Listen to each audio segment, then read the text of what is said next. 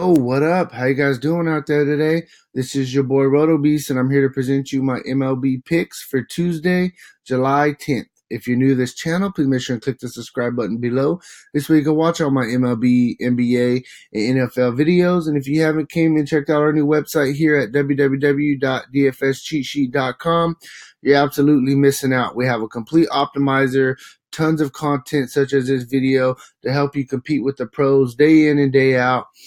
Things have been going very well, so come check it out. Get a free 7-day trial here at www.dfscheatsheet.com. Hey, today, monster night in the DFS industry for us. Did very, very well tonight. Solid return on investment. Very happy for the money team tonight. We got a solid, it's a big 15 game slate, but I definitely think there's some solid spots that we can attack. I like these plays that I'm going to be giving you today. So real quick, before I jump in this video, if you don't mind, please take that quick second, drop a like for me down below. Really helps me out. I really appreciate it. And hey, let's just get into this video. So as always, we'll start at pitcher. First, we'll start with Trevor Bauer going against Cincinnati at home. I mean, Bauer's been an absolute monster this year. He has 6 straight quality starts with at least 8 Ks in those starts. Four of the past 6 starts, he has 10 plus Ks during that span, giving you a solid floor of 42 fantasy points with 67 fantasy point upside. So the guy's just been a monster. Cincinnati has some solid hitters, but they have a lot of guys that swing and miss a lot as well. So I definitely think this is a really good spot for Trevor Bauer. Then we got Justin Verlander. He's been pitching very well since coming from Detroit last year. He's hit a little bit of a wall in 2 of the past 3 starts. He's had 1 good start in it, but it was his last start. So I feel like he's definitely going to get back on track. He's too good of a pitcher not to. I'm going against the A's. He faced them earlier in the year. He went 7 innings, got 7 Ks. 3 earned runs, a quality start, in a W for 43 fantasy points. So it was a pretty good outing for him. So I definitely think that Bauer and Verlander are the top 2 pitchers. I think I'm going to go sliding a little bit more with Bauer just because he's been on absolute fire. But you can't go wrong either way. Now, a couple guys I think you could pay down on. All 3 of these are strictly GPP, but they all have upside. First, we'll go with Garrett Richards going against Seattle. He just faced him his last start. He went 5 in the 3rd inning, so didn't get us the quality start.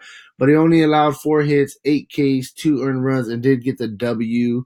I definitely think he can do that again. One thing I will note, though, I don't like going with pitchers who just face the team the previous outing, especially when they did good, because teams make adjustments. They're the best hitters in baseball, period, in the MLB. But Richard, I definitely think you can still consider him. He's a guy who's been pretty solid on the season. Then we go with Rich Hill. He's going to come off the DL. He's going to be going against San Diego Padres. He owns this lineup. The current San Diego Padres in 71 at bats. They're only batting a .69 with 29 Ks, so he's had a lot of strikeouts, against him. I definitely think this is a spot where he's going to go low owned and he can have a really solid start. Lastly, I'm going to look at a guy like Johnny Cueto, only 7,800. He's been a hit or miss this season, I understand, but this Cubs lineup has actually struggled against him in their career. In 85 at bats, they're only batting a .65. So, he owns this lineup for the most part. And I know he's not the same pitcher he used to be, but he still has shown some definite glimpses of brilliance this season. But he also has got hit hard a couple of times. So, strictly GPP for me, but I definitely think you could look at Cueto. Next, we'll go to catcher first base. We'll start with Goldie going against a lefty in Coors Field. I'm really liking, the Arizona bats and the Colorado bats. I think this is a day where you definitely got to kind of try to get some of these bats in on both sides. I don't always target Coors Field, but I think this is a day where you should. Goldie, he's 3 for 9 with a double already in his career against Anderson. Next, I'm gonna go with Encarnacion going against Sal Romano. I'm liking these Cleveland Indians. I definitely think they're going to put up some runs against Romano, who's not a very good pitcher. Encarnacion, I mean, the guy has double dong upside any night. Then we got Ian Desmond. You got a Colorado Rocky going against Corbin. He's 4 for 18 in his career, but he does have a home run. Like I said, in Coors Field, anybody has double dong upside for the most part. Then we'll go down a little bit. I'm going to go with Logan Morrison going against Ian Kennedy. He's 7 for 17 in his career with a double, 2 triples, and 2 home runs. So 5 extra base hits out of 7 hits. He hits the ball well off this guy. And, Morrison, I mean, I've played him a lot this season. Very fair price tag. Been batting in that cleanup spot. I definitely think you could look at him once again tomorrow. I am liking these Minnesota Twins a lot going against Kennedy, who's really struggled this year and is definitely giving up the long ball. Lastly, Greg Bird. 2 for 5 with a triple in his career off Cashner. I mean, Cashner's just not a good pitcher. And these Yankees are definitely going to put up some runs tomorrow. And Bird's a very fair price tag. Now we'll go to second base. We'll start Jose Altuve going against Manaea. Manaea's not really a guy I want to pick on, but Jose Altuve hits lefties very, very well. And he does have a home run in his career already against Manaea. Then we got Brian Dozier. He's only 7 for 26 against Kennedy. I understand, but he has a double and 2 home runs, so he has some extra base hits off him. Gives you that stolen base upside as well. One of my favorite plays on the board is going to be DJ LeMahieu batting in that leadoff spot. Only 3,800. He's under 4,000, which is crazy. And I mean, he owns Corbin for his career. 15 for 40. With 3 triples and 4 home runs. So he has 3 triples and 4 home runs off Corbin. 7 of his 15 hits have been extra base hits. At least, 3 baggers. I mean, that's very impressive. Like I said, under 4,000. He's one of my favorite plays on the slate. And then couple more guys, if you want to, go pay down a little bit, save a little bit of money. You can look at Daniel Robertson. He's been swinging a very, very good bat, going against the lefty and Matt Boyd, batting in that 3-hole at only 3,100. I definitely think this is a very fair price tag for him. Like I said, go check out what he's been doing. He's been, swinging a solid bat. Another guy's been swinging a really good bat as well is, Whit Merrifield. The guy's on an 11-game hit streak, and he's had at least 2 hits in 6 of those 11 games. Going against Aaron Slegers, or however you say the guy's name for Minnesota. I mean, I never even heard of the guy. I don't think he's a very good pitcher. I'm going to side with the fact Merrifield's on fire. It gives you that power upside and stolen base upside. I think he's a really solid play. Now we'll go to third base. Start Jose Ramirez against Sal Romano at home. It's pretty much if you could pay up for him or not. I mean, I probably would try to go with some Colorado guys over the Cleveland guys. The Cleveland guys are a little bit overpriced, but they're going to be low owned, and I mean, they have massive upside in this spot as well. Then we got Arenado going against Corbin. He's only 8 for 37 in his career, but we know he tears up lefties in Coors Field. He does have a double and 2 home runs in his career already versus Corbin. Next, we'll go with Justin Turner going against the lefty Eric Lohr. I mean, Turner, he's a big league hitter, very solid hitter, gives you a solid floor. He's going to be low owned. Then we got Eduardo Escobar going against Ian Kennedy. He's 9 for 21 with 2 home runs in his career. The guys, I mean, he's having a breakout season, swinging a really good bat this season. Like I said, I do like these Minnesota Twins a lot. He's going to be right there in the middle of that stack.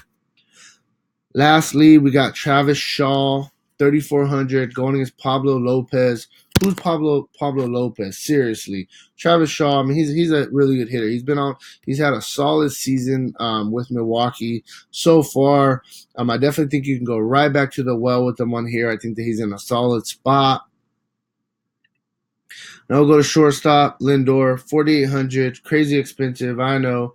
But going against Sal Romano, like I said, it's going to be low owned. Very good spot for all of these Indian bats.